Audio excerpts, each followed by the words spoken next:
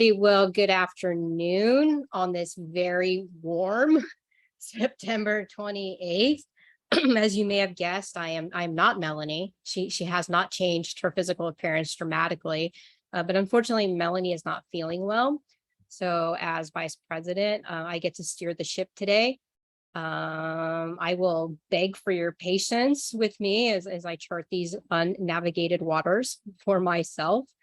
And I will appreciate any bits of support when I mess things up. So thank you all and welcome to our meeting. I'm going to call the meeting to order now officially. And the first bit of the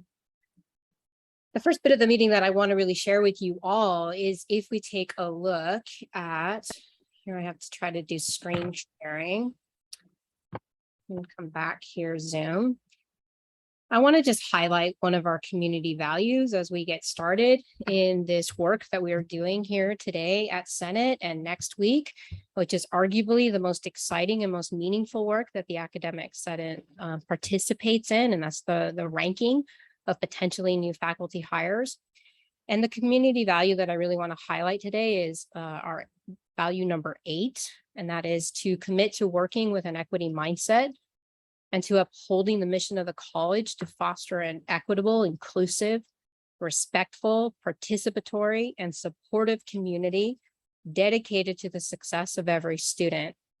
As senators, we should center equity in all matters brought before us and question who may benefit from our decisions and actions and who may be harmed. And I bring this up because often what can happen, particularly when we're dealing with faculty ranking, is it brings up a lot of anxiety for many of us, right? We want to see positions be fulfilled in our departments, in our areas. And this can really foster a feeling of competitiveness. And I want to instead reframe our mindset and our conversations to one centered around curiosity rather than competitiveness, to be curious about what your fellow colleagues envision for the future of our college. And I want to likewise too change the narrative around scarcity to one of support, to supporting our students and to supporting one another in our endeavors. And I hope that we can come to our conversations here at the Senate for the next 3 meetings with curiosity and support in mind. So now on to the business of the Senate. So thank you all. This brings us to item number 3, our public comment. I have heard ahead of time from 2 individuals who requested to make public comment. So I will start with them, and then after I will ask if anyone else has public comment, and to indicate so by raising your virtual hand rather than your physical hand, because I may not be able to see your physical hand. So I heard ahead of time from Maria Morales and from Kristen Sneddon. So Maria, you have 3 minutes, so the floor is yours. Thank you. Maria Morales, Academic Counselor. This is a public comment on behalf of information item 5.04. On September 23rd, 2022, the Academic Counseling full-time faculty had an opportunity to discuss an email sent by VP Arnold on September 20th regarding the Emoja program's request for a categorically funded tenure track counselor coordinator position. The ACC counseling faculty acknowledged that Black and African American students are our most disproportionately impacted students in every single success metric. The department also recognizes and supports the need for a full-time coordinator position dedicated to overseeing the Emoja program on our campus, as well as the need for a full-time tenure track dedicated academic counselor to serve the needs of our student population in this program. The department, however, has serious concerns with the way the counselor coordinator position is being requested and respectfully request that the position be removed from further consideration as currently proposed for the following reasons. First, the request was not initiated by a counseling faculty member nor was it drafted in consultation with any member of our department or, to our knowledge, with any other counseling faculty member on our campus. This is in direct violation of SBCC's AP 7120, which states the determination of need for faculty positions is a consultative process which involves faculty and administration. The request for this position did not follow the process outlined in AP 7120 recruitment and selection.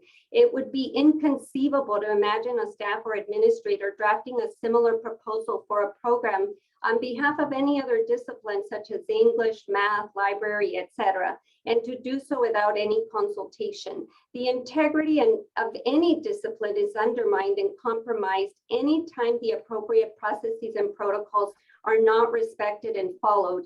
Second, as counseling faculty, we have reservation about the counselor coordinator model being proposed, because then it is an inadequate commitment from the college to serve the Black and African American students. We've had multiple experiences with this model in the past, and combining these two roles into one position has proven ineffective and not student-centered. As the counseling discipline experts on campus, we believe these are two distinct positions and should therefore be separated. Furthermore, we believe it is a disservice to students, especially those who are the most disproportionately impacted, to have an academic counselor coordinate a program and be responsible for extensive outreach, coordination, other administrative responsibilities, since performing these tasks takes time away from the actual mentoring, guiding, and counseling of students. We want to reiterate that the ACC counseling faculty are in full support of providing the resources and services necessary to promote and ensure the success of students in the EMOJA program. We look forward to working together with the staff and administrators of the program, as well as any other campus leaders at large, on creating a model for delivering counseling services for the students in this program, as well as any other programs available at SBCC. Respectfully, Thank you, Jennifer Maria. Hamilton. We've really gone over on time now. So thank you. We have heard you, and I appreciate you making time in your day to come here before Senate. And you can see on the agenda that this is a topic you can come back for and continue this conversation with us. So thank you, Maria. Thank you. Thank you for your time. Thank you. Kristen, you had a public comment. Thank you. Yes, I wanted to speak. I'm an instructor at Santa Barbara City College, but I wanted to speak in support of the replacement for the full-time position of early childhood educator for the Star King Parent-Child Workshop. And I'm speaking as a student of that program today. I'll be very brief. I was in that program over 10 years ago, was a student in the program for 6 years. And in that time, I learned valuable leadership skills, but not just that. When you were talking about equity and curiosity, it was over 10 years ago that they started the first program in smaller schools for equity and inclusion, started Spanish translation. There was a fellow student there, Liliana Encinas, and she brought Spanish translation to Star King, but then to show the ripple effects of this type of education out into other educational facilities and to the larger city, Liliana and I went on to Peabody Charter School, which serves 720 students each year, many of them over 51% Spanish speaking, and Liliana brought that Spanish translation and equity to Peabody Charter School, and then I had the experience of moving on to work with the city, and Liliana also came to work with the city. And when we both learned that there was no Spanish translation, especially in emergencies during the Thomas fire, the Montecito debris flow, Liliana did Spanish translation for families, for parents who were using their 5-year-old children to translate for them important evacuation information and emergency response. And Liliana then went on to do Spanish translation then for the whole city in disaster response. So it's just one example of the sort of equity lens of what students in the workshops. I think we often think of the preschoolers, but it's really the parents who are being educated in leadership, in community involvement, and particularly in equity. And I just wanted to fully support the replacement of the full-time position for that, because that type of heart and support can really only be done with a full-time instructor who gives so much more than full-time. That's all. Thank you. Thank you, Kristen. Thank you both for your comments. We have time for one more public comment. If anyone is desirous, please raise your virtual hand.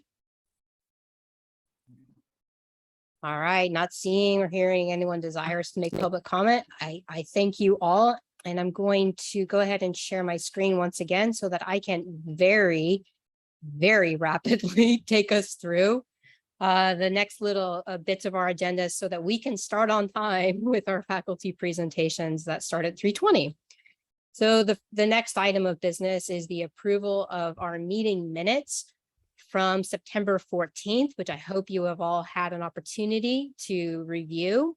I see that Ellen has her hand raised. Ellen, do you have a correction to make? Yeah, just a small correction. I think it's page 7. Paragraph starts with my name.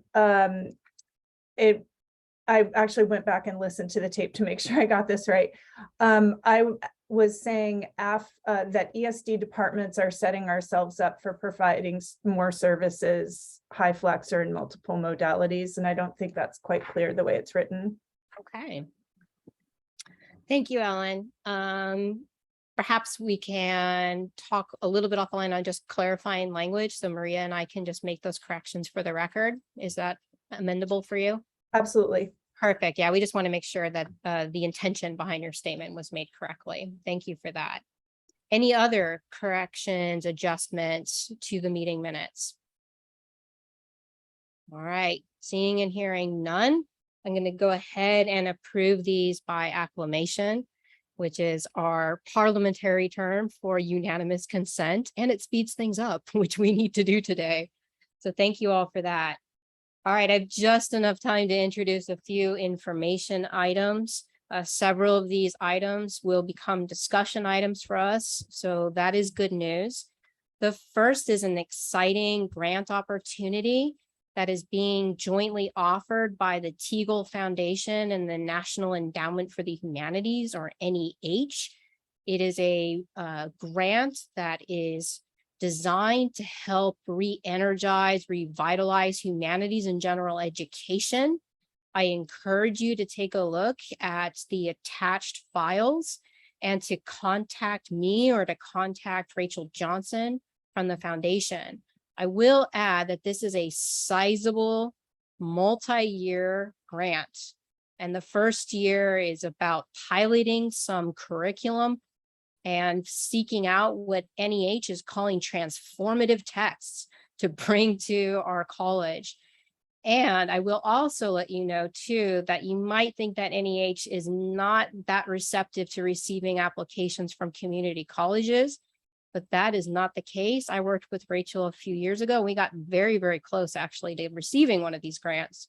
So I encourage you all to have a look at the attached files. Next is information item 5.02. This is also really exciting work. And because Brittany is here in the room, hats off to Brittany, who had a very big hand in helping to put together our new student equity plan. Attached to the agenda, please do share this out with your divisions, is a draft of a very long, very detailed, very well-written equity plan. And it is very distinctive from our previous equity plan. So a lot of hard work has gone into that. Likewise, too, the C committee has also provided us with a PowerPoint presentation, which is also attached to let everyone know the process for putting together that very complex, detailed plan. So thank you all for that. And please do share this out with your divisions. You can make comments right there on the draft. And I know the C committee would really appreciate it. They've had many, many eyes on it, and now it's our turn to take a final look at this plan. Next up on our information item marathon, and I have very few minutes now to get through these next ones. Attached to the agenda is the latest MOU that the FA has worked out with respect to masking and all other things COVID. I am quite confident, given our conversations at our last Senate meeting, that you have likely all examined, reviewed, have had thoughts about this MOU. And I encourage you to share the MOU with your division and to bring back any feedback that you have for the Senate, and to contact Senate steering if we need to agendize this item for further discussion. So thank you all for that. Also, here on our information marathon is information item 5.04, which will be coming back to Senate for discussion and possible action on our October 12th meeting. And this is the concerns that have been raised with the Umoja counseling coordinator position. And if that position has gone through the channels that are outlined in AP 7120. So we will have a chance to revisit this in great detail. Senate wanted to leave an appropriate amount of time for this conversation. We also wanted to respect the schedules of the presenters who have moved heaven and earth to be here with us today. So that is why it is agendized for October 12th. All right, this brings me to our liaison reports, which are attached to the agenda. As always, if Ruth was here, I don't know if she's here yet, she says, read the report. And I would agree with Ruth, read the report. Very quickly, do any of the liaison reps have a very quick announcement? Yes, Jess. You're muted, Jess. I know, sorry, my mouse is not the best. Actually, I should wait to see if anything needs to be said first. And then I will have a question if it's not. Okay, fair enough. Fair enough.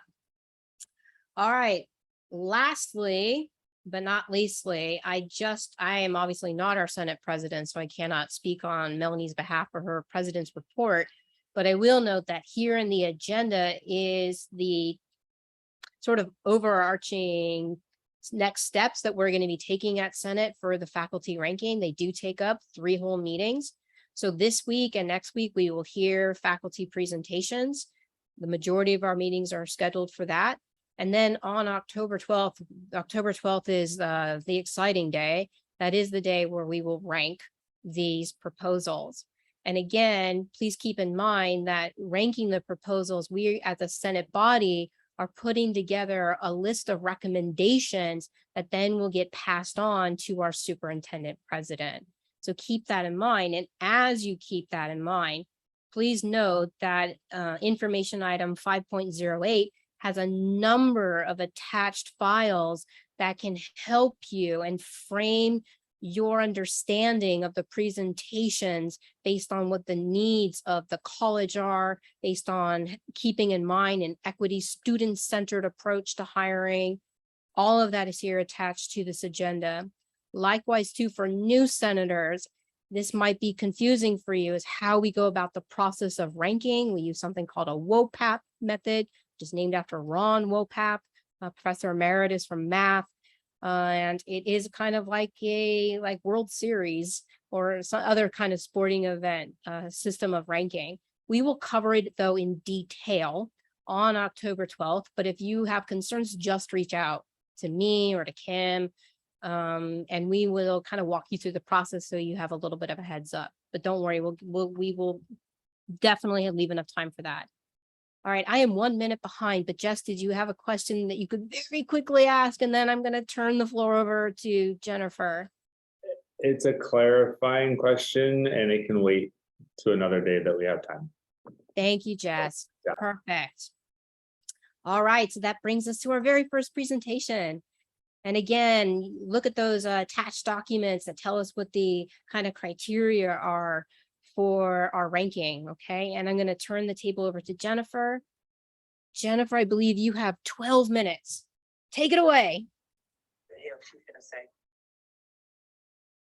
Oh, Jennifer, you're muted.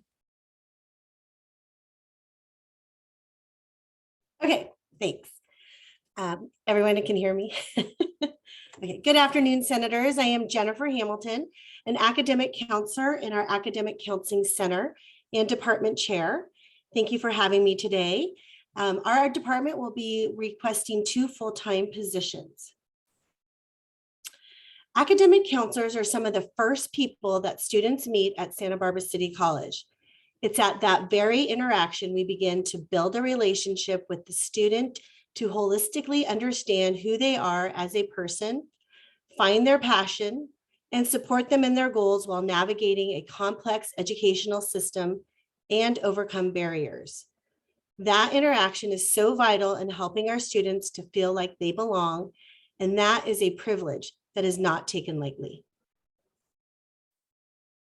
Who we serve. The Academic Counseling Center serves 90% of all students, including students in specialized programs and areas such as these listed.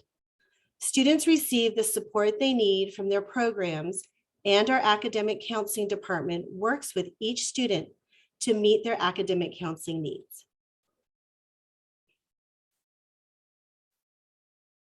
These are the students that we meet with in academic counseling. For our prospective students, this is how we provide our counseling services to students interested in attending Santa Barbara City College. We meet with our local high school students on a monthly basis. We have a full-time counselor assigned to each high school who assists students in understanding what Santa Barbara City College offers for their educational goals. The counselors assist students in understanding their academic goals and work with the students on their first semester classes and matriculating to Santa Barbara City College. Our new to college students. Title V requires that all new to college students have an abbreviated student educational plan prior to being able to register for their first semester classes. We work with each student one-on-one to plan their classes based on their stated academic goal and major at the time of class planning. All students go through the Academic Counseling Center at the start of their time at SBCC, then filter into special programs such as EOPS, TAP, Transfer Academy, and so on. In summer and fall of 22, we met with 2,700 students unduplicated, as well as we do have spring students attending for our spring semester, new to college, and we saw 339 students unduplicated. Transfer students are students who come from other colleges and universities. They have unique needs in that they have external transcripts that need to be evaluated to know how these previous courses can be used toward their academic goals at SBCC. We meet with each transfer student individually and create a complete student educational plan based on their goals. In spring and summer 2002, that timeframe, we met with 603 students unduplicated. For our continuing students, we create student educational plans to meet the student educational goals. We meet the student where they are, and if a student is not ready for a comprehensive ed plan, counselors will strategize with the student on what resources on campus the student can utilize in order to prepare for their next academic counseling session. There are a majority of students that are required to meet with an academic counselor for various reasons, such as SBCC promised students need to meet with an academic counselor each semester. For any financial aid appeals, students need to meet with an academic counselor prior to submitting their financial aid appeal. Any student who wants to complete academic renewal petition must meet with an academic counselor prior to submitting that appeal to admissions and records. Any student who is wanting to file a degree application for one of our many degrees and certificates needs to meet with an academic counselor to have it signed off on before they submit it to admissions and records. There are other forms that students need and situations that students must meet with an academic counselor in order to submit those requirements. Our returning students. We saw this past year the college's initiative for returning students. Our academic counselors assisted with updating their student educational plan and creating a rapport with students so there is a sense of belonging and support as they return to Santa Barbara City College. In spring 2020 and fall 2020, our academic counseling department saw an increase in the number of appointments. This was during our COVID time, and our department was fully remote. This allowed students more access to appointments, and their need for counselor support increased during this time, even when our campus enrollment was down. In 21-22, our counselor coverage diminished, and we were not able to see as many students. Santa Barbara City College Equity Plan outlines the student success matrices, all of which are dependent on access to academic counseling. The Student Equity Plan outlines the student success matrices, which are listed on this slide. Access to academic counseling heavily impacts reducing the equity gap. The Academic Counseling Center serves 83% of the campus's ethnically disproportionately impacted students. The Chancellor's Vision for Success outlines 6 goals that cannot be achieved without adequate academic counseling. Increased completion of degrees, increasing transfer, decreasing excess units, increasing CTE employment, and reducing equity gaps and regional gaps are all heavily impacted by access to academic counseling, which requires an investment in full-time academic counseling positions for our campus and students. Without the replacement of the 2 full-time academic counselors we're requesting, we cannot offer the same services, and appointment numbers are declining as a result. Research has proven that at community colleges, in particular, institutions that successfully narrowed equity gaps had counselors managing significantly lower caseloads than at institutions where gaps grew. And there's my citing. I'd like to thank you today on behalf of the Academic Counseling Center for hearing our proposal. Again, we are requesting 2 academic counselors, and that's all I have for today. Thank you so much. Thank you, Jen. We really appreciate it. We'd actually have 2.5 minutes if you are open to receiving any questions. Any questions from our senators? All right, seeing. I'm also fine if they want to add anything to that list later, and I'm happy to go through that. So Perfect. thanks so much. I appreciate it. Thank you, Jen. So I emailed everybody a Google Doc for our senators, and so I put it in the chat here for you all again. So if you have some clarifying questions that you would like to ask any of our presenters after the fact, they kind of spring to mind and we just run out of time, please, you can add it there in our shared Google Doc just very quickly. I did have a question, but it can also go in the Google Doc if it's easier. But I was curious what what's considered a low caseload and where are you currently at right now? That is a great question. It's a bit of a complex answer. I can give you right now. I think that the Chancellor's office had, I think it was 400 students, one counselor to 400 students, thereabouts, for caseload. And currently our caseload is so high that we're at 1 to 800, if not more, on some counselors, or in our caseload, that we actually stopped doing caseload for fall 22 because we do not have the capacity for the caseload model any longer. We don't have enough counselors. So at this time, students are making appointments based on their major with an academic counselor who specializes in that. But this is the first semester. We are seeing some issues with it, but we're doing the best that we can with what we have. And we're trying to serve as many students as we can. Thank you. Thank you again. We appreciate you making the time to come here. So thank you, and be on the lookout for any further questions in our shared Google Doc. All right, well, next up on our fabulous list of presenters today is Lacey. Lacey, do you need to share the screen? Yes, please. All right, you should be able to Okay. check It it says out. it's disabled participant sharing. Let's see, we can fix that very quickly here. Okay. Margarita, are you able to? Oh, I make that- got it. I got it. Oh, you got it. Perfect. Now I got it. Okay. Let me just share my screen. Great, we can see it, just so you know. Okay, cool. You have 8 minutes, Lacey. All right. So first of all, thank you for having me, everyone. I am traditionally in the educational support division, working with student health services, personal counseling. I also teach as an ADC instructor for the first time this fall semester.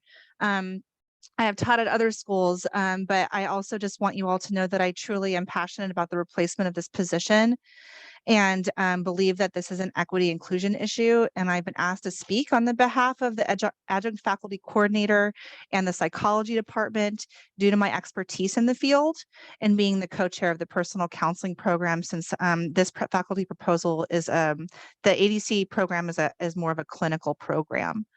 So first of all, for those of you who don't know, what is ADC? It's the Addictive Disorders Counseling Program. It is a highly specialized certificate program / degree program that is fully accredited by the California Association of Alcohol and Drug Educators. And it is also, we are one of 30 colleges, community colleges that offer this certification program. And it provides education and hands-on fieldwork training to develop paraprofessional alcohol and drug expertise to qualify students for employment as entry-level addiction counselors. This is super important because right now I'm gonna get into it, but basically there is such a need for counselors. And so if we can help students get an actual certification, they can go out into the field and work, and they can make really good salaries. And it's a really wonderful track for students to be on. All right. So who is ADC? First of all, there's the students of ADC. They are the heart and soul of our of the program, of the department. And it's critical to take into consideration that this is a unique program that serves disproportionately impacted students. And it's a portion of our student body and our community. Many ADC students are non-traditional students, and they need the college's support more than ever. These types of students include those who have been formerly incarcerated and are currently working towards all kinds of different academic and employment goals, single parents, returning students, first generation students, and those who are in recovery from addictive disorders, and many more. So this is just, I want you to get a taste for, this is a very special program. Additionally, our the counseling, the faculty and the educators / I call them mentors almost, because what the people do that work in this program, it's a lot of mentorship. In the past, the addictive disorders counseling program was led by one full-time faculty member, and that person retired. And now it is currently being swallowed by the psychology department. And there's only a minimal number of adjunct faculty members working to help keep this department running. Currently, we do have a faculty coordinator and are operating again under the psychology department, which is really a temporary fix. This really deserves a full-time position. It really cannot function appropriately without the dedication of a full-time position. I'll get more into that. So some of the faculty duties include teaching, of course, and then there's of course, all the institutional administrative duties like evaluations. There's student equity goals that are already set into motion that need to be fulfilled. There's program review, there's board meetings, there's all different kinds of things that administratively need to occur. Additionally, there's an accreditation process, and there's curriculum updates that need to be continuously reviewed every couple years in order for us to stay accredited so students can get certificates and move towards becoming a certified alcohol and drug treatment counselor. Additionally, a lot of time spent is on advocacy, mentorship, and the guidance of students. There is a portion of this of the job duties that I do feel speaks to recruitment and really trying to build the number of students that are in the program, and that takes a lot of community connections and outreach. So it's really, again, specialized in that way. This person also needs to maintain relationships within the community, organizations, and agencies for fieldwork completion. And one student told me just yesterday that they felt that, the retired faculty member was the only person who advocated for us. And now they feel like they're kind of lost with no advocacy. And so I think it's a really important thing to drive home that really that stability is really important for these students. The courses offered within ADC, I highlighted in light blue the classes that the full-time faculty member was teaching, and now that's being split up amongst adjunct faculty. And that's why currently I have taken on an overload to teach some of these classes because there's a need, and that's not sustainable. And so just looking at all the classes that were being taught, and now there's vacancies, and I don't know if it's sustainable to just have a coordinator or if it would just be it would make more sense just to bring on the full-time faculty member to continue with this course load. Now the numbers, I'm not going to sugarcoat it. The numbers have gotten dismal. And the reason why, I think there's a number of reasons why, that there's, my hypothesis is that one, the person that retired, was, carrying the heart of the program. Additionally, students are feeling a little bit stigmatized and feel like because classes have been canceled, that they don't matter, and they're kind of flocking out to other colleges. Specifically, I know that Oxnard College has a really great program that's thriving. So I think there's potential to thrive, and I really think that if we got someone in the position that could happen. Students are rebuilding after a pandemic. Student population that is deeply affected by addiction is this population. And so I think it's important to understand that a lot of the people that have worked in this or that have been in this program somehow, they've gotten hit in some sort of way, may that be financially and needing to go back to work, that they've, had to take a reduced course load. Just things have happened due to the pandemic. And so this population has been deeply affected by that. There's been shift in employment agencies and people retiring and shifting. And so there's a loss of knowledge around the fact that we even have this program at SBCC. And I think that marketing could really, really help. And again, community connections can be rebuilt. So the next thing I want to share is that this program is so valuable to SBC and our community. This is obviously an opioid and now fentanyl crisis affecting our world, and the ADC program works towards destigmatizing addictions and mental health. It reflects the institution values, and if we have someone in this position, it helps support that. It reflects that the institution supports this work and these professions. ADC is also a model program and provides training and field work both on campus and in the community. One of the students told me yesterday the ADC program creates pillars in and of the community. I think there's a lot of opportunity that exists. The employment of substance use counselors is projected to grow by 22 to 25%. Currently, there are more open positions than there are substance-related disorder counselors. These careers are amongst the fastest growing careers areas in the next decade. There's a new trend to rehabilitate people over incarceration. So people are being mandated to more treatment programs where substance use counselors are being used. And I think with a strong leader, SBCC ADC can really thrive as a department and walk in to the future.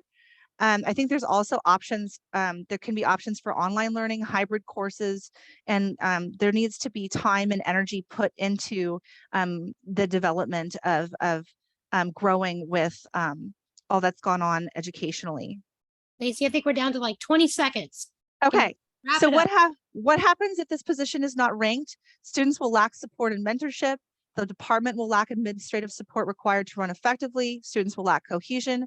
We will lose more students to other colleges. We will lose accreditation. We will have potential extinction of the program. How did I do? You did grand. Oh man, that was hard. I know, right? You just gave your lungs a workout and our brains one as well. Thank you. Sorry. No, a good workout. Okay. We're out of time for questions, but hopefully you received the link that I shared with you for the Google Doc.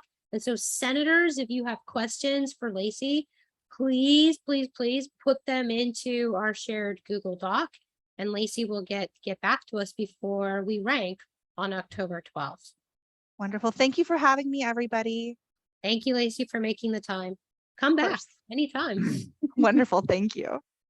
All right, next up on our fabulous parade is Dr. Tomas Carrasco, one of my fellow members of the social sciences, and a man who it's very funny to see us standing next to one another. I want to check if Tomas, do you want the 1 minute warning or no? Want to time yourself? Yeah, that would be, yeah, 1 minute warning would be good. I think I'll be okay though. Thank you so much, Kim. Appreciate it. All right, Tomas, you have 8 minutes.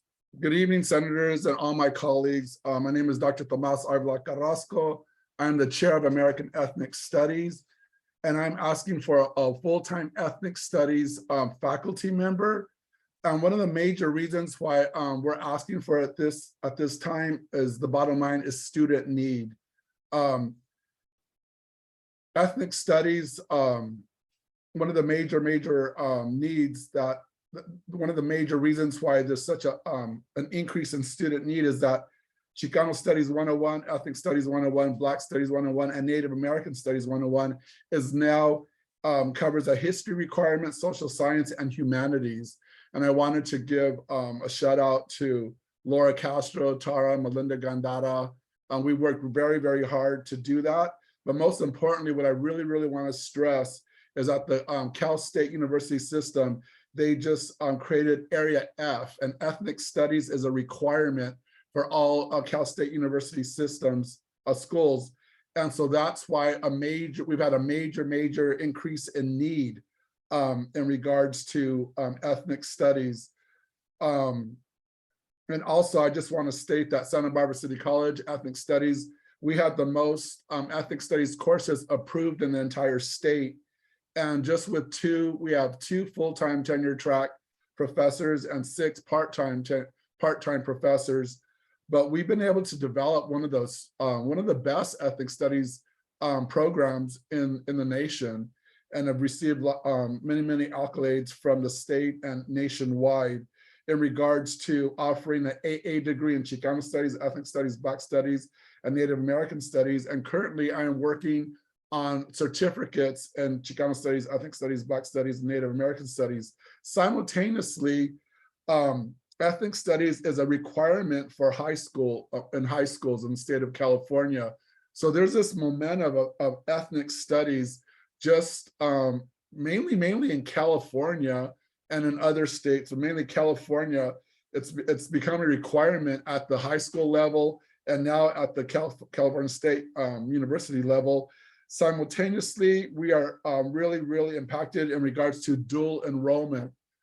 We have a program called PEAK, where we bring in high school students, and me and Melinda Gandara, we've designed our classes for these high school students here in Santa Barbara to take our classes in the summer. And I just want to also just stress that, you know, ethnic studies, teaching ethnic studies, taking ethnic studies is a performance of equity. So we're dealing, we've seen where we've done like anti-racist and, you know, work, you know, across with faculty.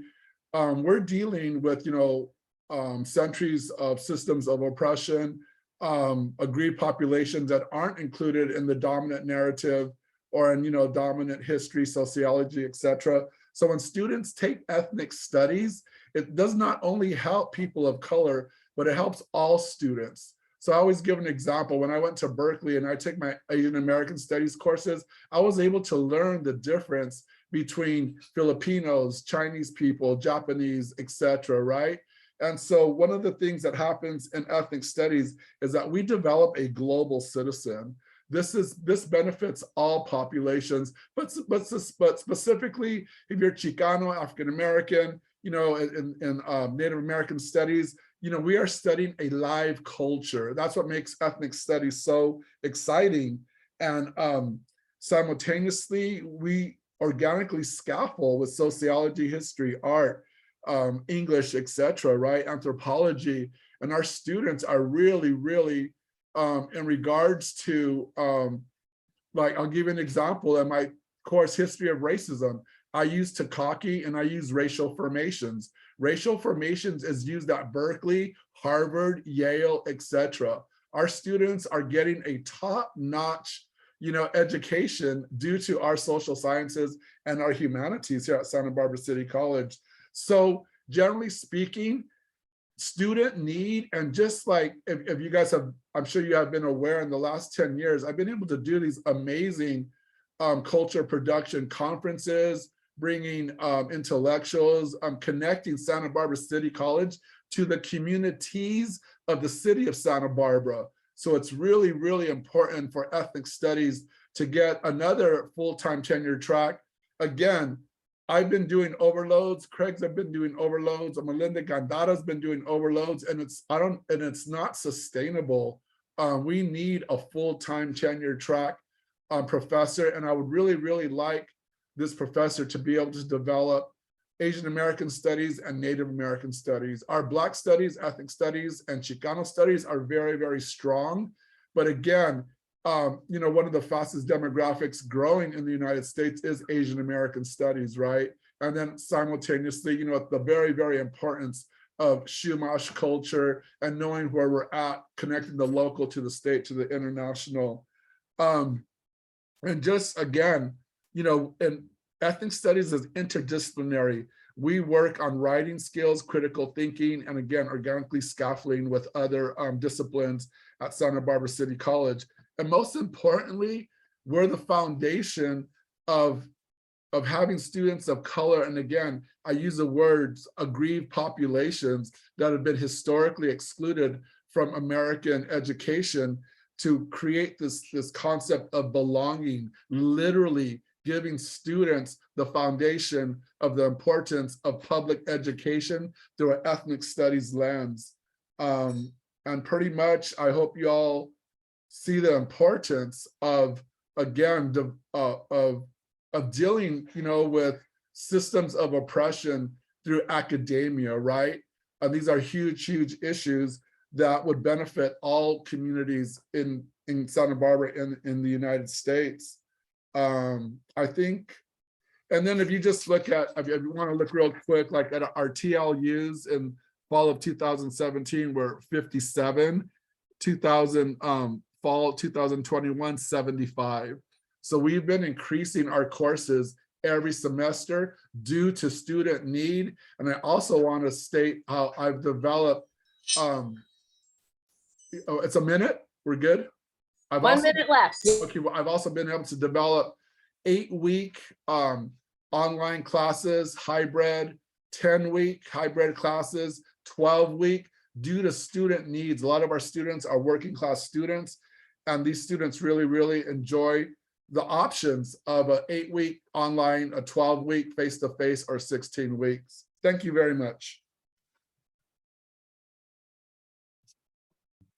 Thank you very much, Tomas. I think we have time for one question, if one of our senators has one question.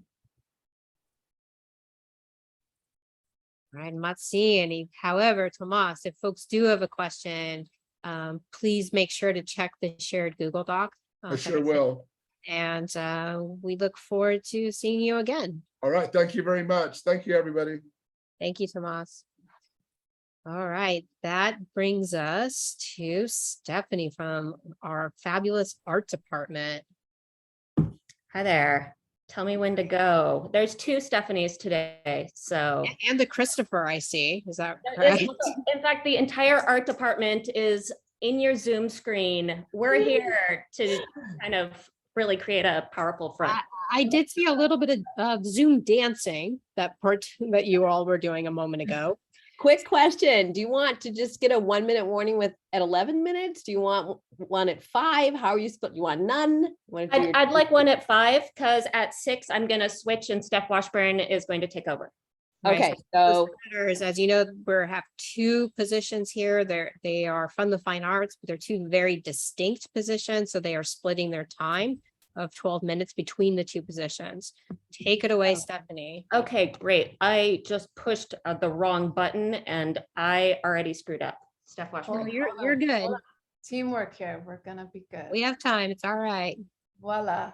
We patted the Every second is really important here. Okay, so anyway, we are here as the full art department and we are asking for 2 faculty. This isn't the art unfortunately, I know it's probably political suicide to really stick to two.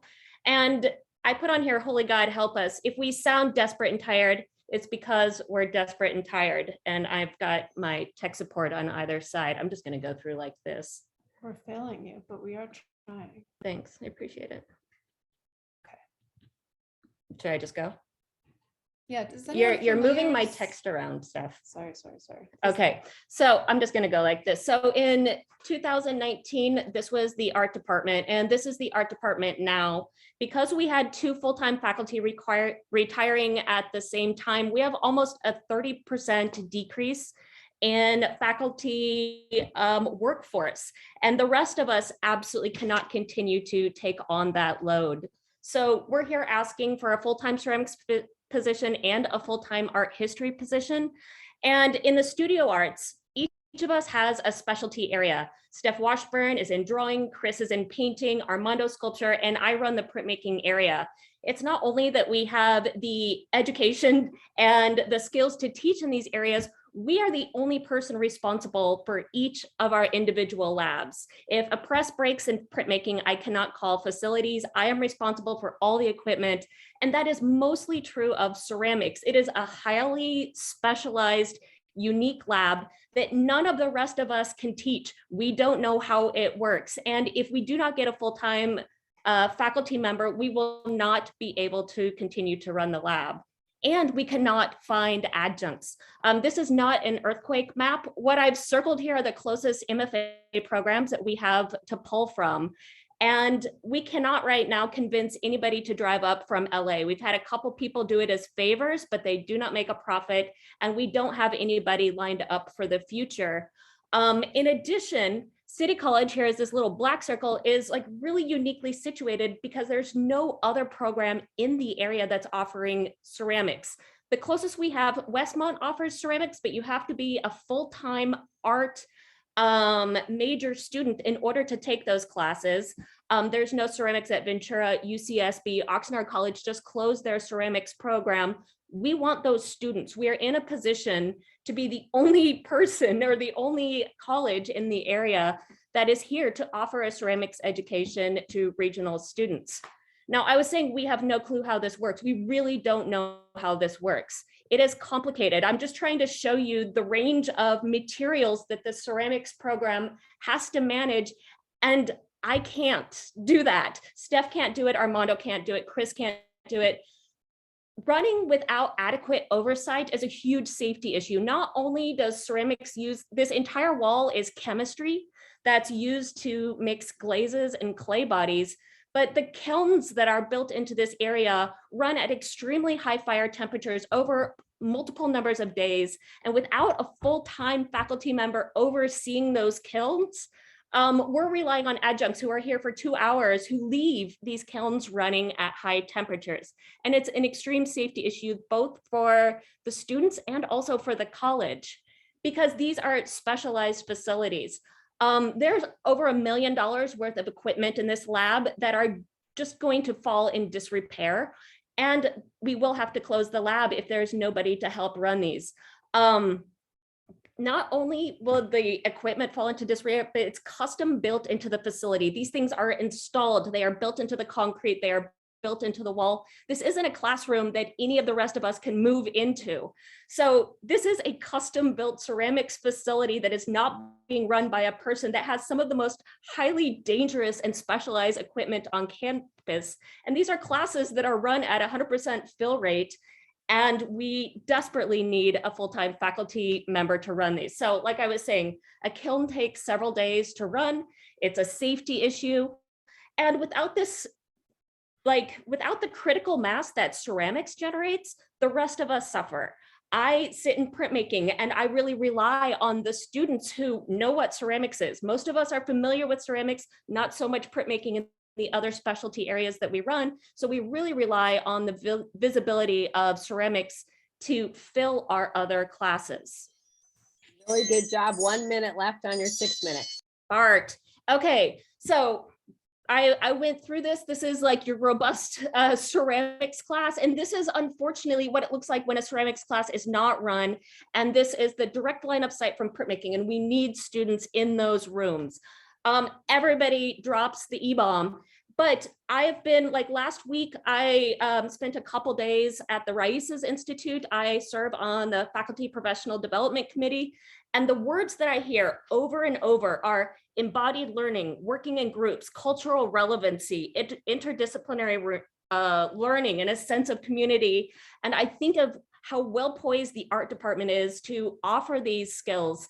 And throughout history, almost every, well, did I miss this slide? Every culture throughout history at any point in time has a history with clay. So of any of the studio departments, this is a legacy that we do not want to end today by not getting a faculty. Do not be like Ai Weiwei here, dropping a Han Dynasty urn. Be like the left side that is a robust extension of the most ancient objects made by humans up to contemporary society. So in summation, hands-on learning, cultural relevance, global history, collaboration, community, and these students are working with the earth, they're working with chemistry, they're mixing glazes, they are working with math, figuring out the firing temperature for different clay bodies.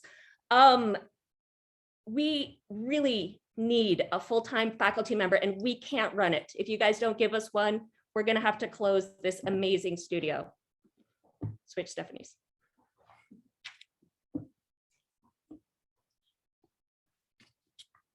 Thanks, Steph. Hello, everyone.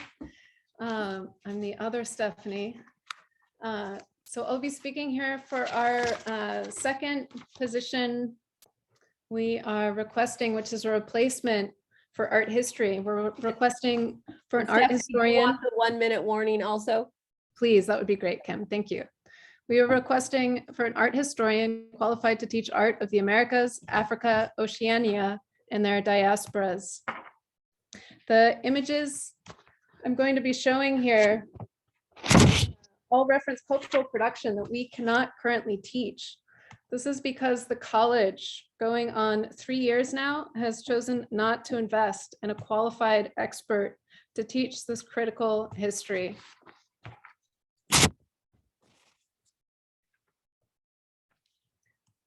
Our enrollment strategy in the art department is absolutely dependent on this position replacement. The art history faculty will teach large lecture classes.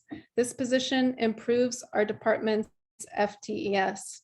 Our numbers have clearly dropped over the past 2 years because of the loss of larger lecture courses that can't be taught without this replacement. Our FTEF was near 16 when the position was hired versus 13 with the position not being replaced. Also, please note that art history courses consistently fill. Our figures for fall 2022 show our fill rate very near 100%. Why would the academic senate choose to make the art department less fiscally responsible than it can be? Balance is similarly completely dependent on this position being replaced. Art history courses are required for 9 different AA degrees at SBCC. These degrees cannot be offered without this replacement. Art history is part of the general education curriculum and offers required transferable courses in all but one area of guided pathways. Art history is really a cornerstone subject. It is a powerhouse of transferability. In the absence of this replacement, our offerings in art history are going to be dramatically reduced. We have really been doing our best to accommodate the loss of faculty. It is a losing game. So in the absence of this replacement, we will be unable to offer as many sections as we historically have of high demand and high capacity classes like visual literacy. We're also unable to teach a wide range of globally focused subject survey areas that are critical to a diverse and equitable curriculum. Finally, what we are still managing to run, we simply can't do with regularity, and it makes it difficult for students trying to transfer. This art history replacement position is really a rare win-win on both numbers and a diverse, equitable pedagogy. Placing this position, as with ceramics, is our only viable hiring solution. We have really tried. Adjunct faculty are not available to teach these courses. Please give this position the respect it deserves. And the college, led right now by your choice in Academic Senate, needs to invest in the proper level of expertise in this very important subject area. Again, adjuncts are not available, and we are not qualified to teach this material. Our department consists of studio faculty holding MFA degrees and one art historian who is utterly amazing, but also an expert in Renaissance and European modern art. Departmental initiatives and workforce preparedness also only continue with this art history replacement position. Our students participate in hands-on and professional workplace training. These opportunities include an internship program, an interaction with exhibitions and residencies and artist lectures happening in our department. Here, our students are learning how to make Adobe with resident artist Rafa Esparza on an installation project. The students were learning directly about the historical legacy of the material and also how to think through threading this into contemporary art discourse. So Esparza's project really decolonized the white cube of the gallery on both a material and a racial level. The art history faculty replacement would work closely on coordinating this real world experience for our students with a focus on diversity. Our efforts around equity really need this expert historical perspective. The synergy here is not just about FTES. I know that's important, but it's really about creativity and today's cultural production. So much of the best art being made right now, and so much of the energy behind major gallery and museum exhibitions revolves around an exploration of the material and cultural traditions outside Western art. Our students need access to this important scholarship, deeply grounded in history and so relevant to now. This is from a huge show that was up at the Met and a current exhibition at the Smithsonian. 1 minute warning, Stephanie. Thank you. And finally, this is the current exhibition at the Art and Design Museum at UC Santa Barbara. To summarize, the art department is running on empty. This is 3 years out with 2 absolutely critical faculty not being replaced. We've all been through the challenges of COVID. On top of that, we've been adapting to online learning. We're truly exhausted. This position in art history will teach large lecture classes. Our fill rate in these classes is routinely near 100%. This position is necessary for our department's FTES, and it balances out the hands-on studio work. This position advances the college from rhetoric to action on diversity and equity and an anti-racist reimagining of higher ed and the field of art history. Please, please, please, this year, say yes, do equity, don't just talk about it. Let us follow through on the work we've tried to visualize here right now. Thank you, everyone. Thank you. Thank you to the art department. Armando, Joy, we're all here. Armando's son at all. soccer practice. Perfect. So we are unfortunately out of time for questions from our senators, but I will again invite you to check in on our Google Doc and to answer any questions that senators think of as they read through your proposals again, and to please get back to our senators by October 11th. Will do. Thank you. Thank you. Thank you all. Thank you, everyone. All right, we're doing very well on our timeline here. So this is always shocking for me when that happens. I believe Michelle is here. I think I saw her. Yes, I'm here. Oh, good. Michelle is here to represent the one position that the biological sciences is requesting. Michelle, would you like Kim to give you a 1 minute warning? Sure. Okay, so Kim, you go to that. And Michelle, you do have 8 minutes. So if you would like to screen share, I'm going to have the Stephanie stop sharing their screen. I can do it. I think, yeah, we won't start the clock till we got the We won't start Sorry, the clock red button. until then. Button. Sorry, Okay. we're on it. We're on I it. can't hear you. Okay, there we go. All All right, Michelle, take it away. The floor is yours. Okay, well, first of all, I can't start until I just say that Stephanie's amazing. Thank you. That was an incredible presentation. I'm just very impressed by that. So thank you all so much for listening to all of us. Today, I am here to in support of a full-time faculty replacement position. This is replacing Adam Green, who left pretty suddenly at the end of this summer. So just as a little reminder of the incredible impact that Dr. Green had on this campus, he taught in biological sciences for 18 years. And in addition to playing a really pivotal role in training environmental studies students and also our non-majors, he initiated and also supported a great number of really important initiatives on campus for sustainability and community interaction, which I'll touch on again later. So the biological sciences department is a really important department in that it serves every single student in SBCC. Every student seeking to get an associate degree at this college or transfer to a foreign institution, regardless of their major, needs to visit us here in biology. And there's a list of some of the degrees that are directly connected to or within our department. And that said, we are a very large department because we are a very large subject and there are many subdisciplines. And our department really breaks down into a few different sectors with the biology majors, the non-majors, which serve all these students, biomedical science, and I just pulled environmental studies out in particular because of this position. So really important to know that just as in art, the faculty in our department are indeed specialists within their disciplines. And currently we are just 11 full-time faculty, but we're serving over 900 full-time equivalent students per year. And the diversity of teaching in our department allows us to offer a high diversity of classes. This is really important, especially when we're talking about those non-majors classes, those that are supporting general education, because a lot of people come into science afraid of it, but if we can find a way to tailor it directly to people to make it relevant to them personally, then it is a living, breathing experience for them.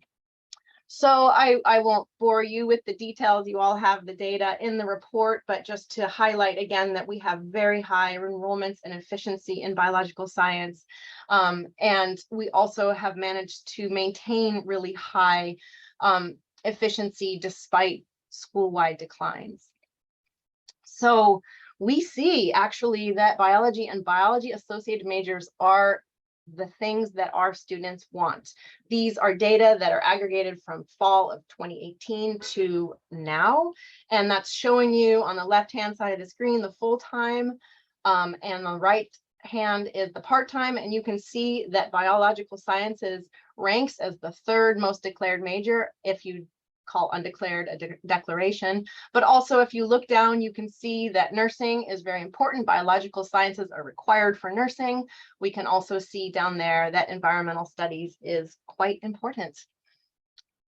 And we are seeing not only that it's desired, but that more and more people are seeking these degrees from our department. And so, of course, COVID had an impact on that, but you can see that increase over time from 2014 to now. And that the demand for our majors is particularly high among Latinx students. Many of them are seeking degrees in the health sciences, and many of those are part-time students. And so in response to this, our faculty are shifting to accommodate this increased demand. And I tried to take one of our tables and create a little bit of a visual. I should have gotten the art department to help me with this, but just to show you, this top panel is fall of 2017 when we had 12 full-time faculty. And you can see the three main sectors of biology, with BMS being biomedical science, with the brown circle, the bio majors with just 3 faculty teaching within that, and then the gen ed, which had 5 faculty serving every single student outside of those that are majoring in biology. Fall 2022, we are down to 10 full-time faculty. We've had expanded the majors program in order to accommodate the increased demand. So one of the faculty has shifted over, thank you, Jen, and teaching bio majors, and another one of the bio majors faculty has increased serving in the BMS sector. which has now left only 3 full-time faculty to serve this really, really important role of teaching our non-biology majors. So in this time, I made you a nice little data graph that shows the number of TLUs above the 15 TLU requirement, contractual obligation. Yes, this is the number of TLUs above our 15 that our biology faculty are teaching. The numbers here are the faculty just by number, with biomedical sciences on the left and the majors and the non-majors towards the right. And what we are seeing is a huge increase in the number of TLUs that each individual faculty member is teaching. Yes, up to 13 over. So our faculty, like the art department, are overworked and exhausted trying to meet this load. We are teaching an average of 25 TLUs per semester. That is a lot of work. The permaculture garden is sustainable. That is not sustainable. In fact, we've had a couple of our faculty end up in the hospital due to stress-related illnesses during the last few years because of the amount of work we're doing. And it's not just in our classrooms. We have an incredible faculty that are highly engaged with so many different campus initiatives that are incredibly important to our students and our community. And I'll just thank also Jen Maupin for serving on Senate right now. These out-of-class programs are so deeply supportive to our students and our community. And we cannot continue to offer these powerful initiatives like the ones we just showed. And then I'm just highlighting here again some of the critical ones that are about sustainability on this campus. We are taking up the mantle to continue these as best we can, but we cannot do it with the loads we currently have. We cannot do it without another full-time faculty in our midst. 1 minute warning, Michelle. Okay, then I'm just going to give you the takeaway points. Here we are. So we know that there is high demand for biology classes, which are supportive to all students at City College. What happened to my little thing? Our programs are highly efficient and we're serving a large number of students. Our current full-time faculty are heavily overextended with overload TLUs and all of our non-teaching assignments and everything that we want to do to serve our students. Our adjunct instructors, indeed, I will echo the art department, they are so hard to find. In fact, just today, one of them quit on me because they can no longer support themselves in this town, especially given the healthcare limitations on adjuncts. And we need these faculty to offer this great diversity of biology classes that are so important for everybody on our campus. It's a win-win for everyone. And if we cannot fill this position, we will, in fact, both positions, the BMS position, we will have to start cutting sections. And this is a time when we need these really drastically.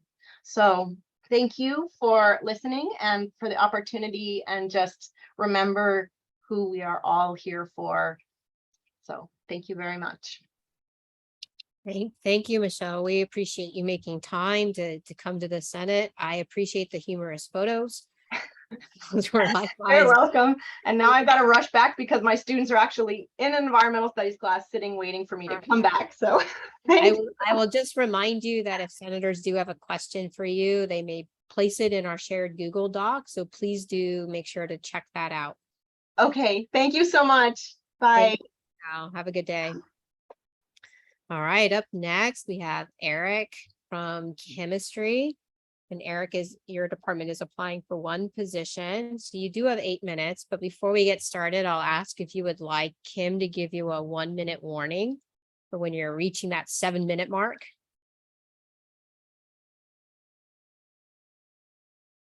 Yes, I would. Thank you. All right, got it. And you should be able to share the screen if you would like to do so. Just 1 second.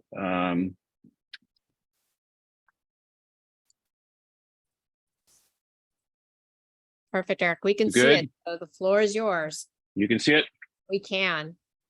All right. Well, good afternoon, everybody. My name is Eric Bullock. I'm chair of the chemistry department. We are going out to try to replace Dr. Sally Gazzoni, who retired 2 years ago. This is one position.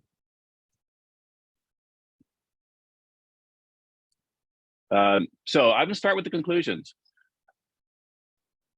So general chemistry is the position, is general chemistry, the first year of college chemistry is the major set of courses that Sally taught, and we need to replace her.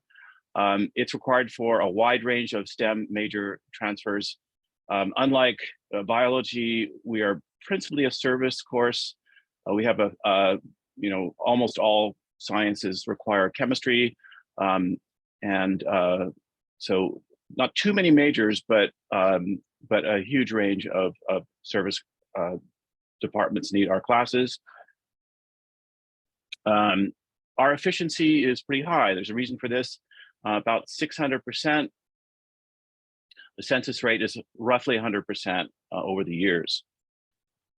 Despite declining enrollment, very similar to biology, the data that Michelle just showed us, chemistry's had a fairly high, fairly stable FTES. In particular, we've seen a slightly higher FTES for Latinx students. We've never been able to meet demand, student demand, even with 5 full-time faculty, even now. So in general chemistry, we turn away several dozen or more students every year. 10 years ago, it was more like 100. So it's always been the situation in the 15 years I've been here.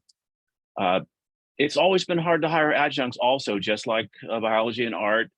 And if it'll be impossible to keep the current TLU offerings with just 4 full-time faculty, it kind of feels like a house of cards. I'm sure a lot of you know that feeling. This is something I really wanted to mention in some detail. The chemistry program has experienced a responsibility vacuum because right now we have only 1 full-time faculty teaching general chemistry, which is me. And I am responsible for about half of the labs. The other half doesn't really have a full-time faculty being responsible for meshing lecture and lab together, which is really important for a good cohesive general chemistry program and one that produces high levels of student success. So this is something that has occurred to me, is occurring more and more. We really need somebody to take Sally's spot, and who was very much engaged in making sure that our labs run smoothly and that there is this connection between lecture and lab. So at the top, I have a criterion from the Academic Senate for all of these slides. Student demand, all chemistry classes close well before registration ends, and we turn away many students every semester, several dozen from general chemistry. Chemistry is the central science and is required for all these things. So like I said, we are the service department for sciences. We have difficulty finding adjunct faculty. We are no longer able to hire UCSB graduate students. We can hire them once they've graduated, but the department has told us we're not allowed to take their graduate students' time. And this has cut down on our pool. This was a few years ago this happened. Other qualified adjuncts generally have well-paying full-time jobs. Chemistry in general is a career which pays pretty well. Not all hired adjuncts work out, as we all know, although I have to say that we have great adjuncts. Right now, we're very lucky to have a great group of adjuncts. But of course, many stay for a short while and move on to something else. So it's not as tenable a situation as we'd like. This criterion, in order to meet demand, the way it's structured is we have large lectures, which allows us to have small labs with the online or the in-person hands-on approach to learning. So this is what allows us to get a pretty high efficiency. I don't know if these numbers are exactly right. They're the 525 college-wide goal and the college-wide average may have changed in the last couple of years.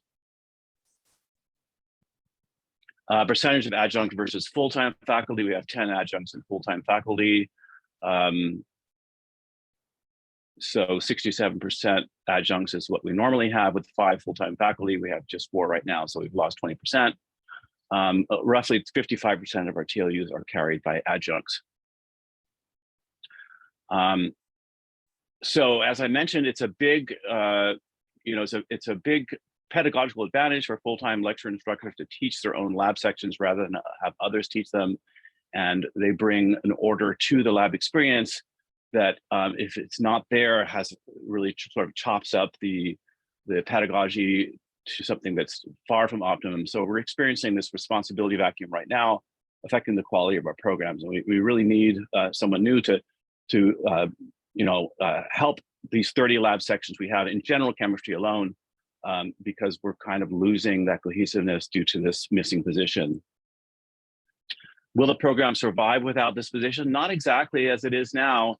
Due to the difficulty obtaining qualified adjuncts, we have large overloads like biology, and we still have this high demand for general chemistry. So significant changes would have to be made. What would they be? Well, do we reduce the number of sections of Chemistry 101? Highly undesirable. It's a very popular general ed class. So it's also heavily impacted. We have many students that are turned away and always have been in this class as well. Do we eliminate the general organic biochemistry course, which is needed for the health sciences and nursing programs? This would be a huge change, limitation, or eliminate the organic chemistry sequence entirely. It's, basically for a chemistry faculty, this is 1 minute warning, Eric. Okay.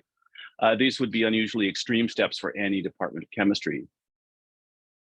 All faculty work heavy workloads. We can't teach more than we do now. Since we're down 20% in our full-time faculty, that means that our non-teaching obligations have increased by 20%. Here is the data. I just put on the far right, the spring 2020 TLUs were, looks pretty good. We're doing well. But we are really afraid of this house of cards system we have where we could lose adjuncts at any time. They tend to get better jobs in the long run and leave. So I'll just put up our slides or my conclusions again. I'm really proud of the chemistry department. We're doing really well in I think difficult situation. Every year it scares me that we are trying to offer what we have always offered, which is still not enough for the students that need to take our classes. And if we lose 2 of our great adjunct faculty, we're in trouble. So we do need to replace that position to keep our program going the way it has, or at all really if we lose many adjuncts. So I think that's it. I want to finish by this slide. I'm a chemist after all, and this is our percent composition. Thank you. Thank you, Eric. We always appreciate ending with a little humor. So thank you very much for taking the time and to put together this presentation as well as your proposal. We are out of time for questions, but I will remind you that I sent out a link for a shared Google Doc where senators can ask some clarifying questions. So please be sure to look in on that over the next week and a half. And we look forward to hearing your answers. So thank you very much, Eric. All right. Thank you, Tara. Thank you. All right, everyone. Well, that takes us to Sally, who is representing the library here today. Sally, you should have access to sharing the screen if you would like to do so. I will also ask if you would like a 1-minute warning for when you reach 7 minutes. You have 8 minutes total. Yes, I would like to have the warning. Great, thank you, Sally. So once you start sharing your screen, we'll start the clock at 8 minutes. Okay, all right.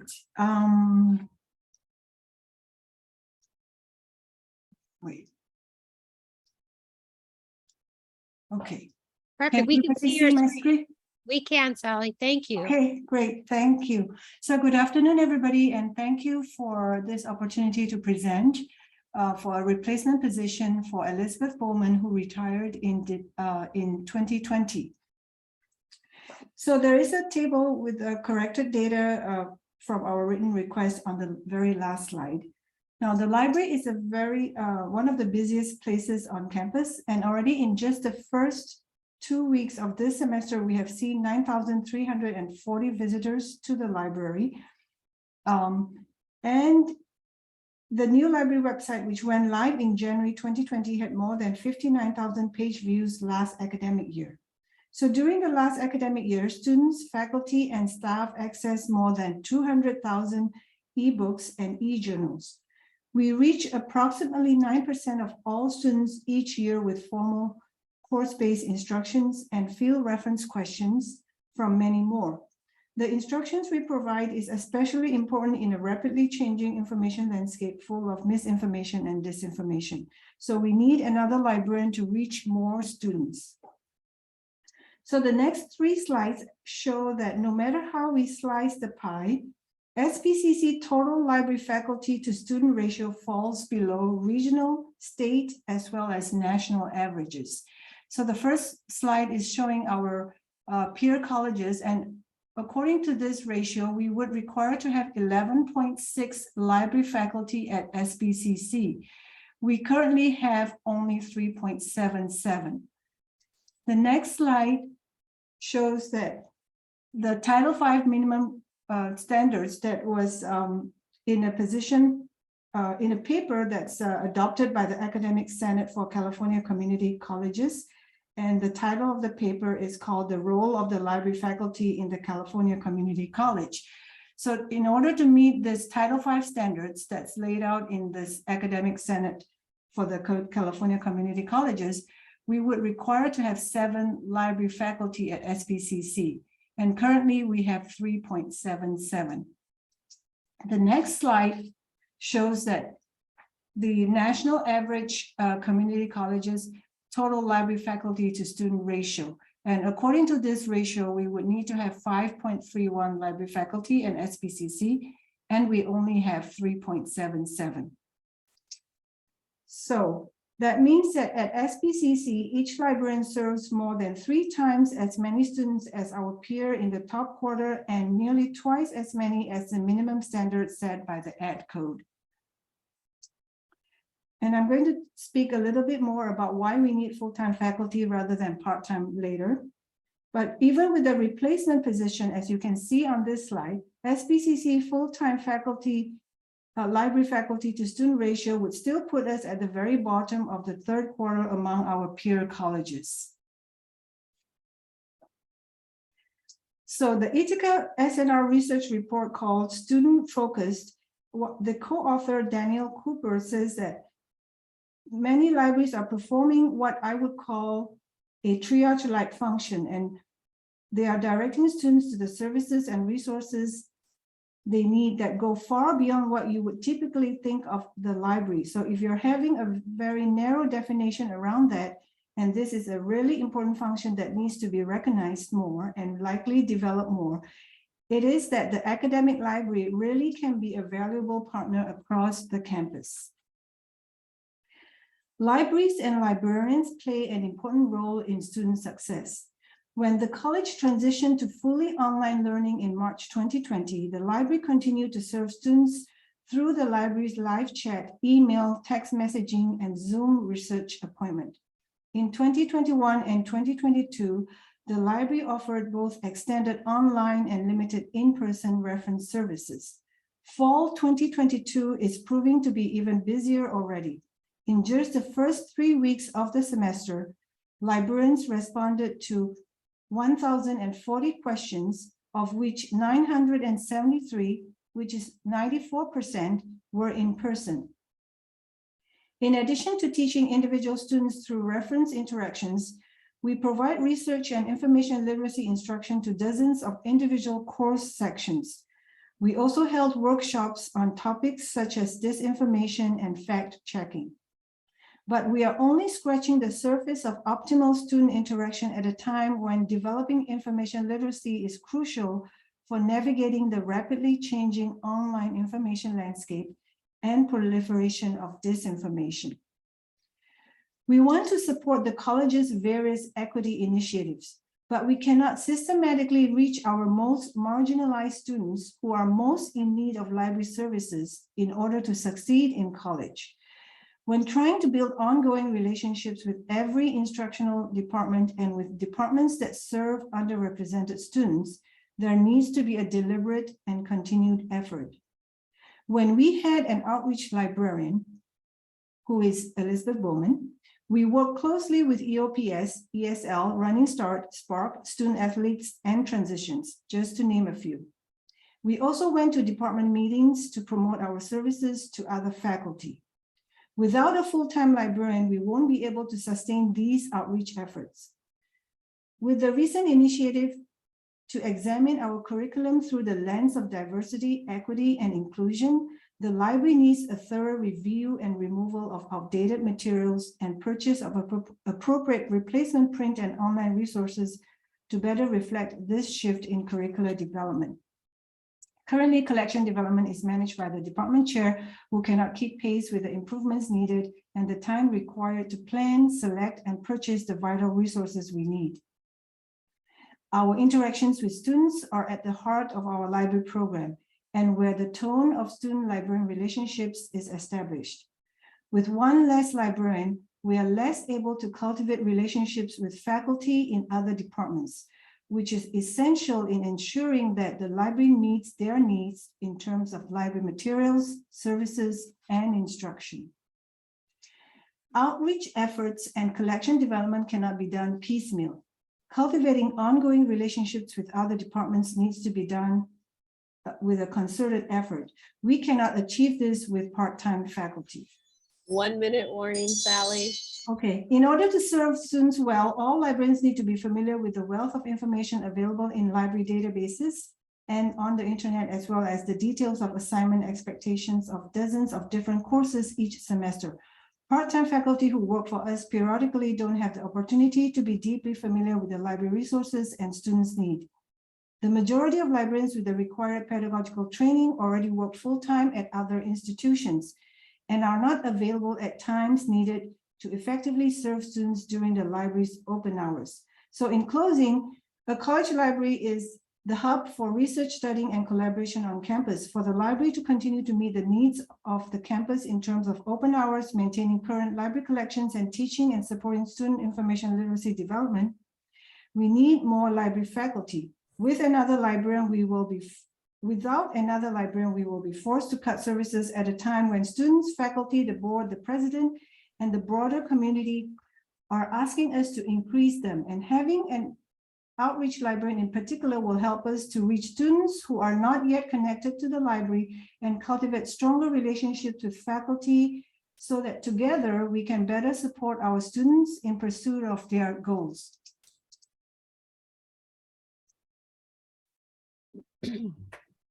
Thank you, Sally.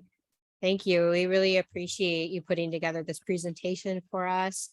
We are out of time for questions, but I will, as you've heard me say to the previous presenters, invite you to please check out the shared Google Doc that we created where senators may ask additional, or I guess new, because they didn't have time to ask questions here today. So please make sure to check in on that Google Doc, and I might email folks if I need to kind of just alert your attention to it. All right. Thank you, Sally. We really appreciate you making the time. Thank you. Now I have to run to the reference desk. Good luck. Good luck. Bye. Bye-bye. All right, senators, we are getting close to the end of today's exciting presentations. We have two more. So stretch and get ready for the last two. Our next presenter is Andrea, who's representing a position for political science, economics, global studies, this very hodgepodge department, right? That's right. Hello, everyone. Hi. So Andrea, you will have 8 minutes, but I'll ask you if you would like him to give you that 1 minute warning. Yes, please. Okay, so And then I would like to share the screen. all right, you should be able to go ahead and try. Here we go. Let's see here. Can you see? Okay, great. No, we're not, I'm not seeing anything. You're not seeing Oh, anything. not shared yet. Okay.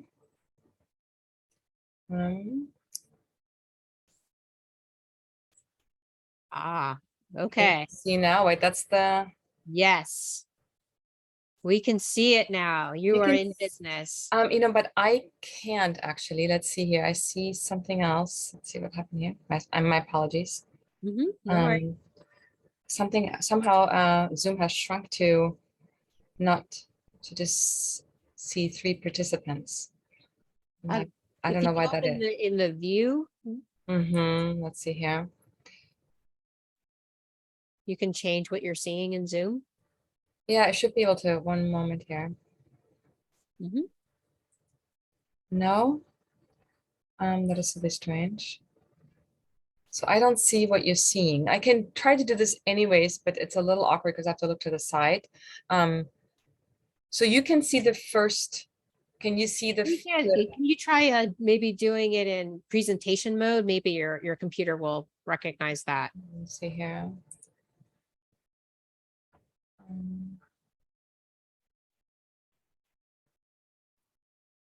If you just click from the beginning. Yeah, that's what I did, I thought. Yeah, oh, there we go. Can you see it now? We can Oh, you? you can see it. Okay, so I can see it now. Is that? Oh, fantastic. All right, take it away, Andre. You have 8 minutes.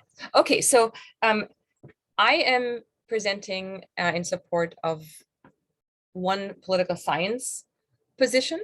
And the question here in terms of why this is important is that my colleague, Dr. Manu Eskandari Kajar, is retiring after this semester.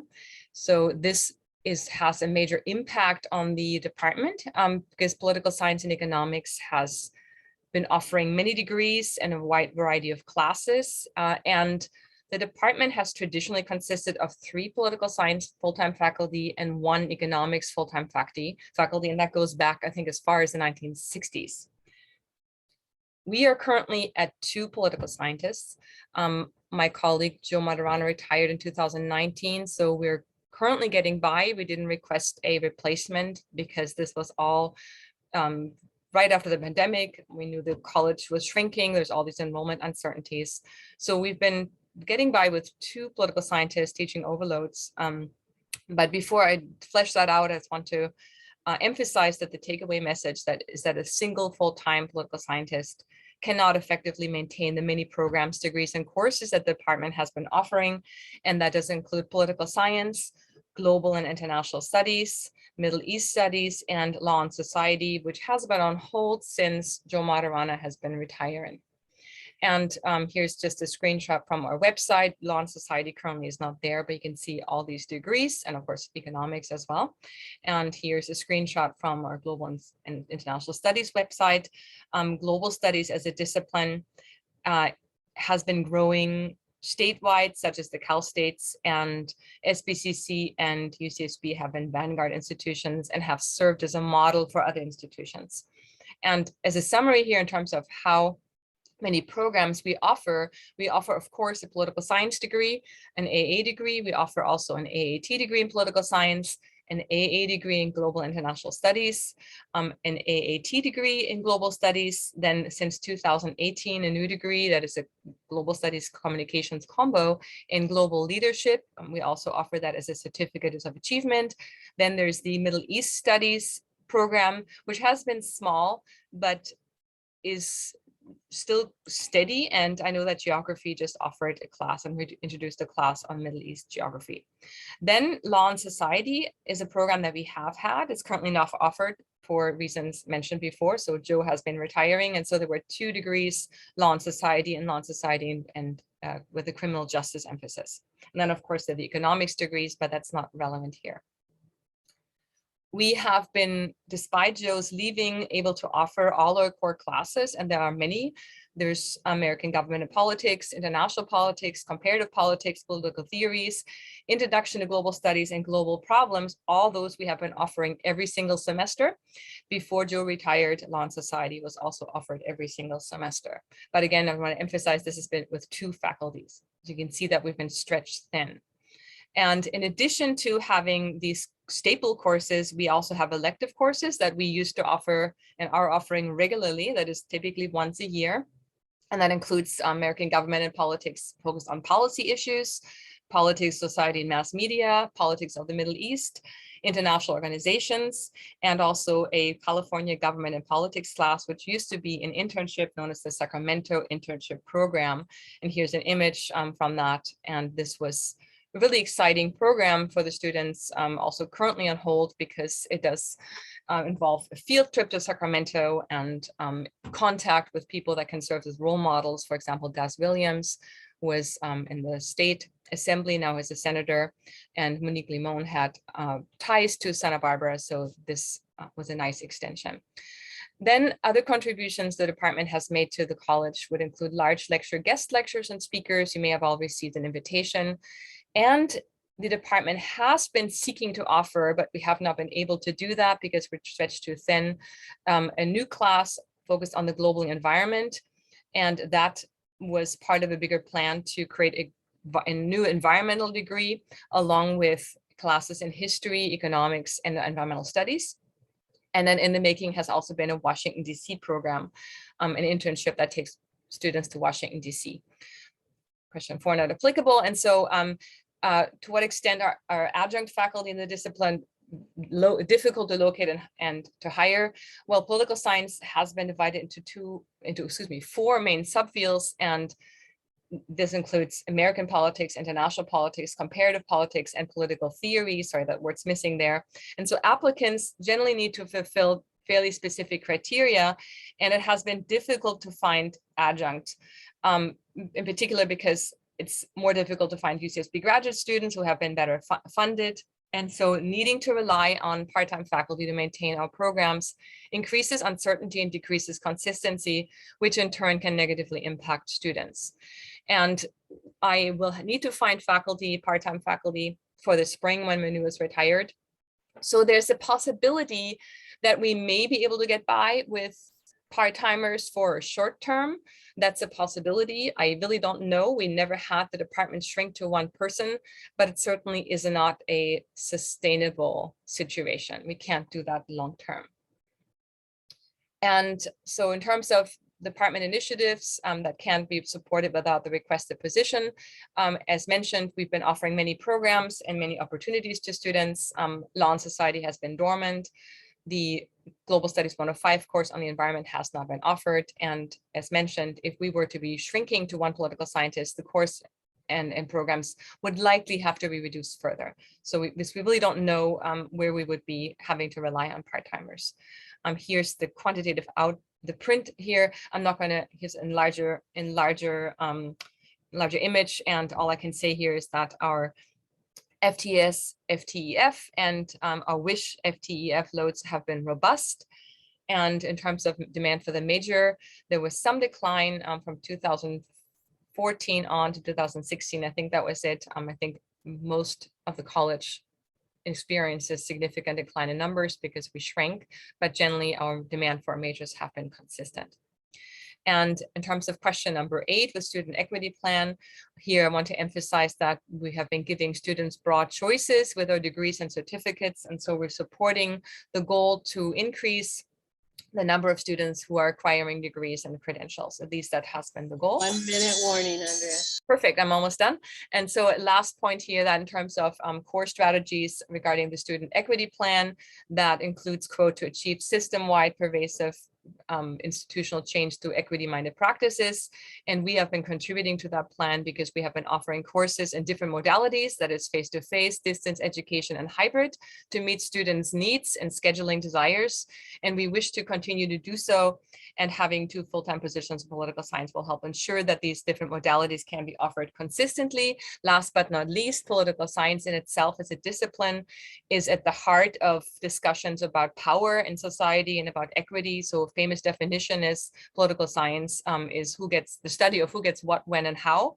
And this includes the study of institutions, political actor, public policy, and including political and economic inequity. And so we have been making a contribution to this topic, and global studies to provide students with global perspectives on global issues or global practices. And in order to maintain that, we need 2 faculty members.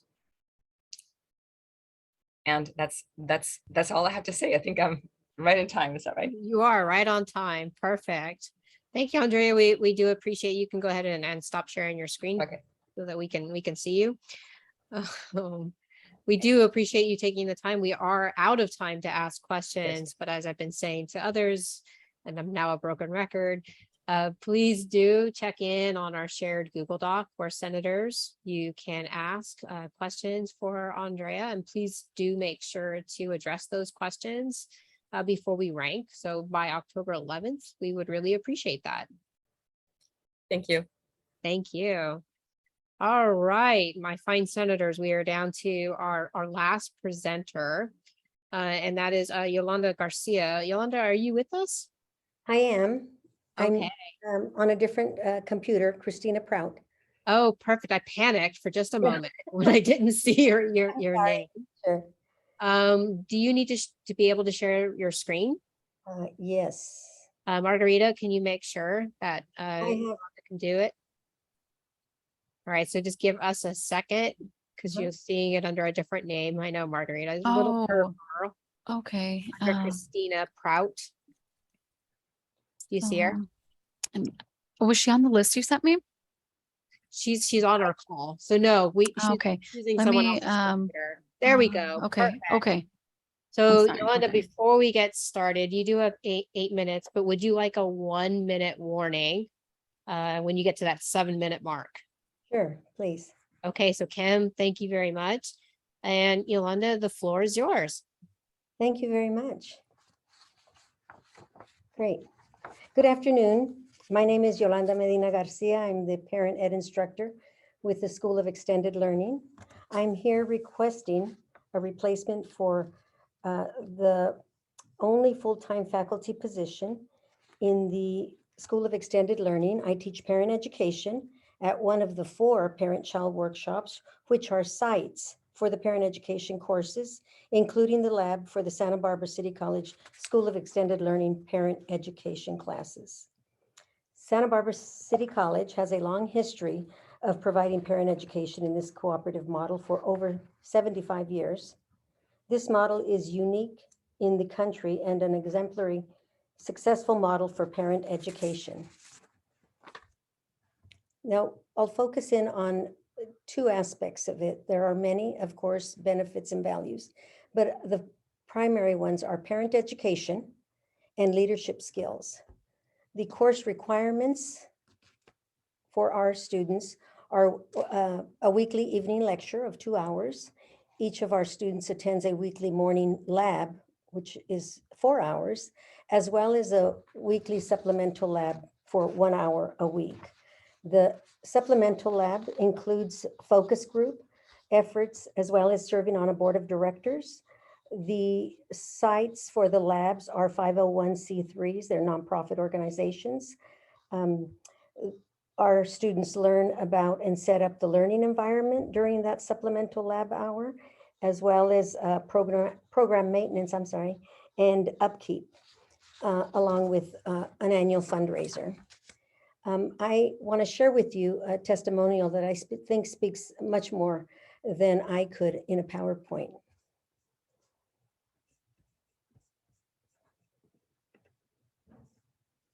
So I think one of the ways that Star King is most impactful is on parents who have childhood trauma or unhealthy parenting habits that have been passed down through generations, because you really just don't have anywhere to turn to learn in those situations. So when you have the class and you can learn about healthy, constructive ways to parent, it's life-changing.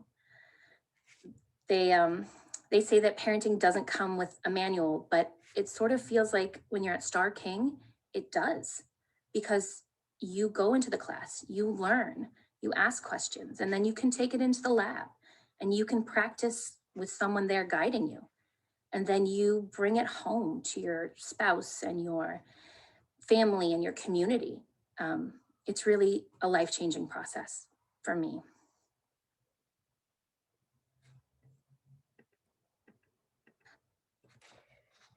So the parent-child workshop staffing, historically, the program has been staffed with 4 full-time Santa Barbara City College non-credit faculty. The program is currently staffed with just the one position that I'm in currently, the one full-time instructor and 6 part-time instructors. At the time of the retirement of the previous instructors from the other programs, they were filled or replaced rather with 2 part-time instructors. So there are 4 parent-child workshops, which again serve for the as the sites for the parent education program. Star King and the Oaks parent-child workshops are in downtown Santa Barbara. The Lou Grant is in Carpinteria. The San Marcos parent-child workshop is in closer to the San Marcos High School and serves the Goleta area. Having those 2 part-time instructors now for over 6 years at those 3 other sites is just not sustainable. The faculty has an abundance of responsibilities, as all faculty do. However, as chair, I'm responsible for the curriculum development, course outlines, student learning outcomes, serving as a liaison to the ECE credit program. I prepare the annual parent-child workshop calendar, which is different than the Santa Barbara City College and even the extended learning calendar. I participate in the faculty hiring and ongoing of other parent education instructors through the School of Extended Learning, as well as involved in many of the evaluations of our faculty. Much of what you'll hear today actually applies to the 4 parent-child workshops. But at the other parent-child workshops, those instructors who are part-time not only are responsible for the instructional responsibilities, but they also have jurisdiction or responsibility to the licensing and state regulations for the operation of these labs. They procure the equipment and instructional supplies. We maintain and are responsible for any facility improvements and safety. We monitor the financial and, financially sustainable practices of the board of directors of these programs. And we also interface with community organizations, many, including local elementary schools, as well as maintaining our connections with our alumni who continue through the years to be very supportive. So there are many benefits, but I'd like to focus in on 3. One, the parent education program aligns very closely with the Santa Barbara College mission, promotes diversity and inclusion, supports the Santa Barbara community. So I'll begin with just the mission. And in the written proposal, you'll see more of the details, but you could see how closely they align. The commitment to quality lifelong learning opportunities, as well as access and parenting skills education and leadership development. So I'd like to begin with the first, which is diversity and inclusion. We serve a diverse population. We have Spanish-speaking parent education instructor, myself, and simultaneous translation services that are provided for any family through our Parent Square, which is a group form of communication online. We also provide financial assistance, special ed services. We align with the Mariposa Project. We've collaborated with them for years to provide services for some of the families who need it for their children. 1 minute warning, Yolanda. I'd like to then quickly share with you our collaboration and initiative with the early childhood education. I think there's much more we could do in that area. Replacing these positions are critical because they're just not sustainable.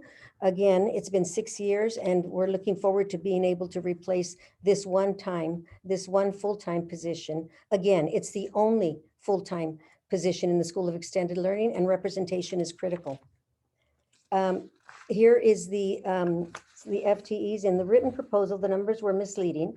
TLUs have been moved from credit to non-credit, which looks as though the program has low productivity, when the reality is that the program has generated an average of 85 to 90 FTEs prior to the pandemic. The Office of Institutional Research is working on this matter, but the initial data on the written proposal is not accurate, as I noted in that proposal. Thank you so much for your time. We appreciate your consideration. Thank you. Thank you, Yolanda. We really appreciate you making the time to come here and join us today. And unfortunately, we're out of time for our senators to ask questions, but I will also invite you to look at our shared Google Doc, and senators, please provide any questions that you might have for Yolanda in that document. And please, Yolanda, if you could get back to us by October 11th, we'd really appreciate it. Thank you very much. Thank you. Enjoy the rest of your day. Thank you for your work. Thank you. Well, senators, we have made it. I'm going to share my screen just for a moment to share with you really quickly where a few of these resources are for you as we end our meeting. So if you look under the schedule of presentations, this is that table that will come up. And some of you have asked me, where again are all of those proposals? They're here in the table. So these are all hyperlinks. And if you click on the hyperlink, it'll take you to the full proposal. So remember that our presenters here today were trying to kind of narrate their proposals, but you have all of the information that they provided in the proposal. And I hope you, like myself, were taking note when there was an error in the proposal that was corrected in the presentation. Likewise, too, for our new senators, I will really again invite you to read ahead of time our ranking system. We will cover it extensively on our October 12th, but please have a look at these PDFs, and if it seems very confusing or you have any concerns about it, reach out to me. I'd be very happy just to kind of go over it with you ahead of time so that you can feel at ease and are very comfortable when we rank the proposals on the 12th. So what that means for us is that we do have a meeting next week, which I know is atypical, but next week we will hear from our remaining presenters. I think we have 8 presenters next week, so 1 fewer than we had here today. Again, I will remind you all too to please check out that link for the shared Google Doc. I see Jess has already been in there, so thank you, Jess, who got us started. So if you have any questions that came to mind, as you heard our presenters today, please put them in our shared document. And with that, I think we have like 30 seconds till 5, which might be the only time we could possibly ever in the history of the Senate end 30 seconds ahead of time. But I will entertain, we'll do this properly, a motion to adjourn the meeting. Nobody wants to end the meeting? So moved. Thank you, Ellen. I'm going to second it. And I'm going to also, as we end our meeting today, have you all embarrass Kim and wish her a happy birthday. A happy birthday, Kim. Happy birthday, Kim. Happy birthday. Hey, Kim. What better way to spend Happy it? birthday. And I'm actually not kidding. That was pretty incredible. Reminds us how great our college is. The presentations were so moving, and great job, Tara. Yeah, thanks, Tara. Thank you all for your patience. We will see you all next week at 3 on Zoom. Bye, everybody. Bye, everyone.